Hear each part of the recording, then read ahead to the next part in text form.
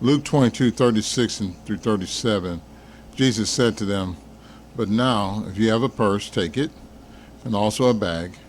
If you don't have a sword, sell your cloak and buy one. It is written, and he was numbered with the transgressors. And I tell you that this must be fulfilled in me." Yes, what is written about me is reaching its fulfillment. And what was going to happen? What are they going to use the swords for?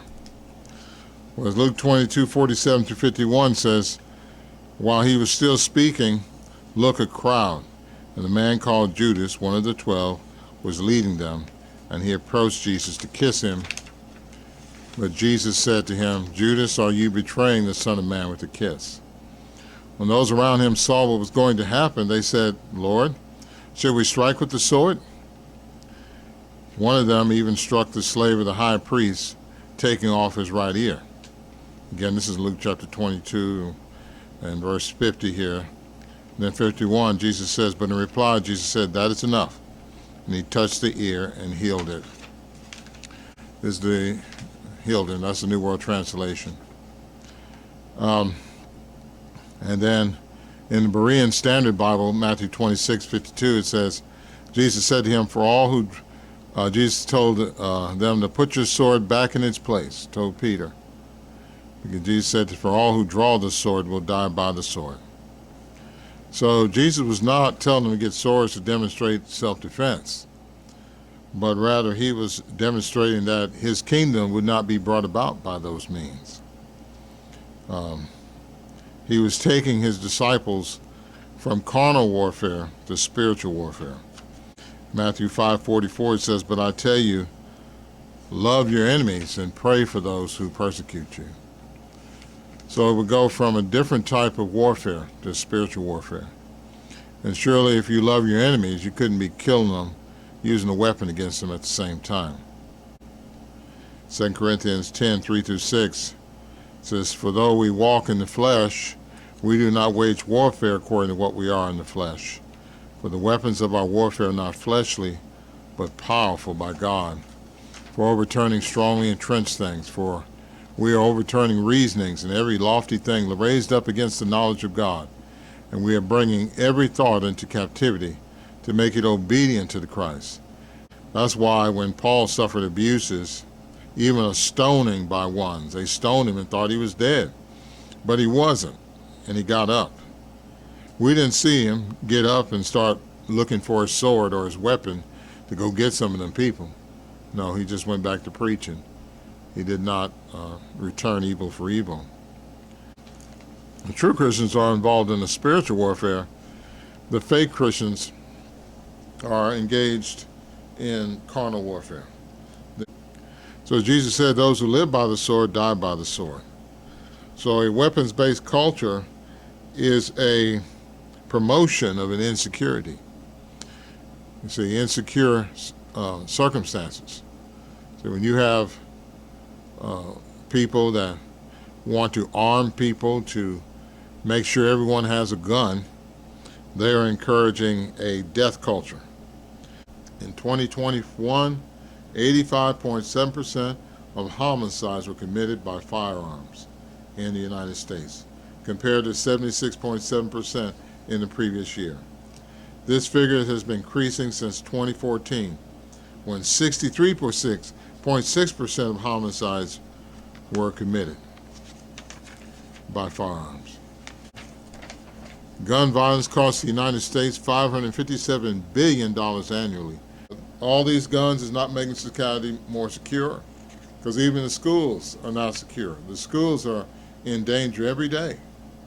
And now they want to arm even teachers. I mean, they don't even get paid enough to teach these kids. Now you want to give them guns. Now they got to be security guards too, for the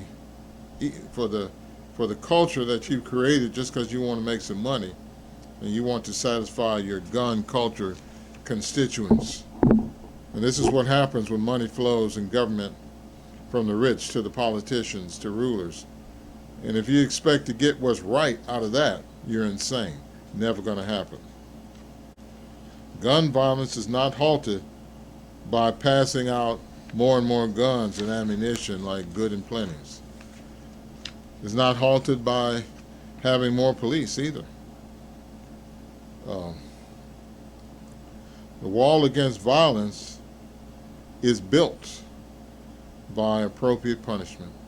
In Genesis 9:5-6, God says what meets the punishment. He says that if someone kills another man, his life must be taken. That's the only punishment for murder. That's the only punishment that meets the crime. Any other punishment lacks. It falls short of that. And so God gives the governments the right to bear the sword to execute this judgment, as Romans 13:1-7 brings out. No, God does not give this in the hand of vigilantes to do this or that, but only in the hands of the government to execute this judgment.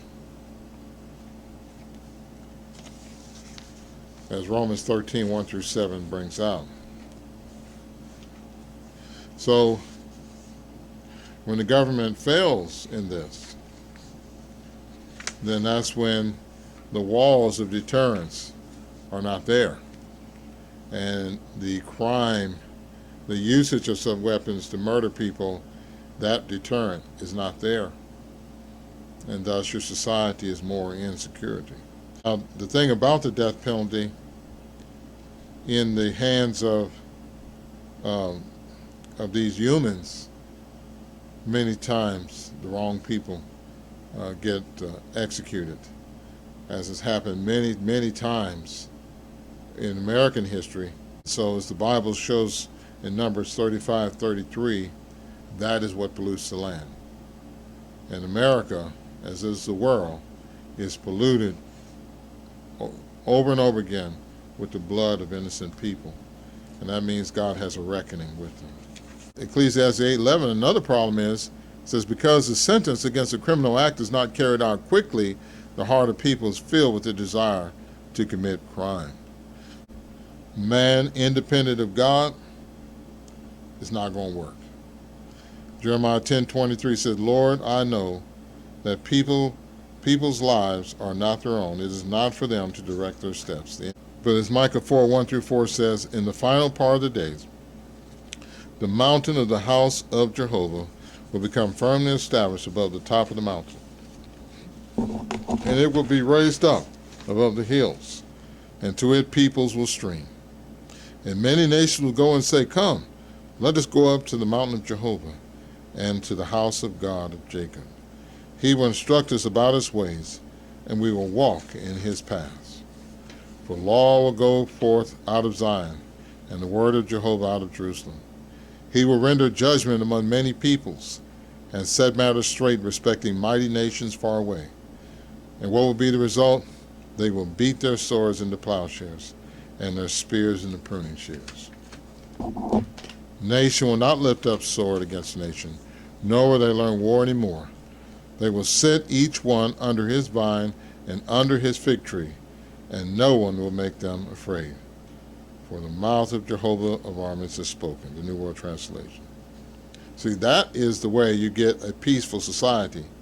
A society where people can walk down the street and feel secure, where they can go into the deepest forest and feel no harm, feel no reason for harm, where they can go to schools and just have fun and play and enjoy life and not be afraid, where they can be in their houses and things and gun violence won't break out, where they can go to the stores and whatever, go to different public venues and not worried about someone breaking out in weaponry and mass killing people, and being able to enjoy rather than being afraid. This is how it happens, by the instruction from God, teaching the nations, to put these weapons aside and be at peace with one another, instead of treating each other as enemies, treating each other as family members, as neighbors. See, that's how it happens. You don't provide a secure society by passing out guns like good and plenties. That only produces, that's like putting gas on the fire. That's all you're doing, is just putting gas on the fire. You're doing nothing more. You're not making it better, you're making it worse. These last days that we're living in began back in the first century. And Jesus spoke of the increasing in violence. And so it's a challenge to maintain faith in this society, because, being a victim of it is so easy to happen. And to maintain faith, Jesus even said, "Will I find the faith when I come back?" And he said the love of the greater number will cool off. So the challenge is maintaining faith in this society where violence is increased, and this violence is promoted and increased, not just by those who are of the element of crime, but by those who claim to be, who are supposed to be government officials, political leaders, supposed to be working in the best interest of the people, but rather they are just concerned about lining their pockets and making the society insecure by promoting guns rights environment and arming people and stand your ground type things. All they're doing is making their society more insecure, more violent, a death culture. The only way the gun culture can be stopped, this gun violence, this runaway, rebellious nature of human governments, is by God stepping in by his appointed King, Jesus Christ,